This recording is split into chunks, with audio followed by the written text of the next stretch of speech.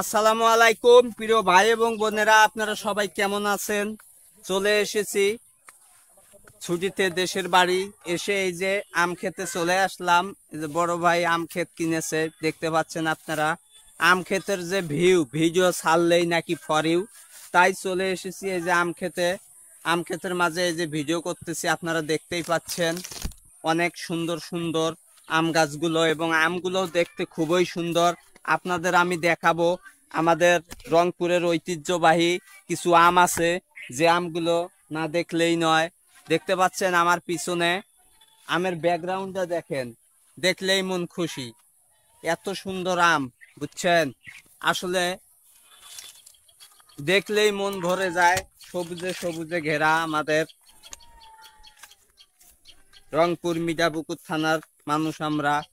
এই যে দেখতে পাচ্ছেন আপনারা, দেখেন, এই যে দেখেন আম, দেখেন আম, দেখছেন?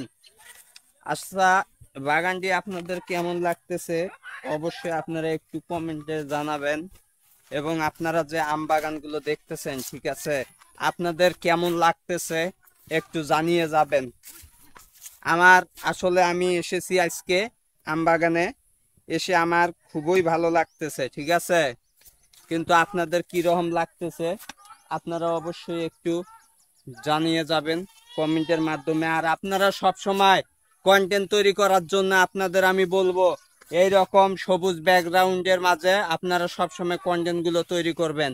কারণ এই রকম সবুজ ব্যাকগ্রাউন্ডের মাঝে যদি আপনারা কন্টেন্ট গুলো তৈরি করেন, আপনাদের কন্টেন্ট গুলো সব সময় ভাইরাল হওয়ার চেষ্টা থাকবে 100%, ঠিক আছে।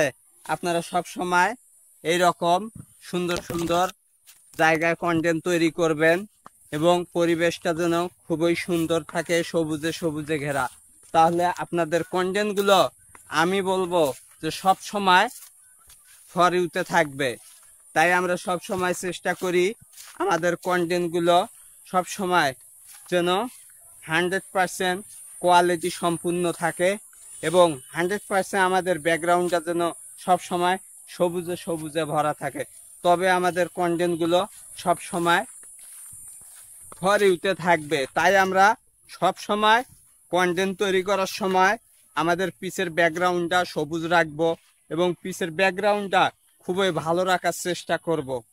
তাই আপনারা যে আমার এই ভিডিওটি দেখলেন, এই বাগানটি দেখলেন, আমার পিসের ব্যাকগ্রাউন্ডটা আপনাদের কেমন লাগলো আপনারা অবশ্যই একটু কমেন্ট বক্সে এসে জানিয়ে যাবেন আপনাদের এই পরিবেশটা কেমন লাগলো।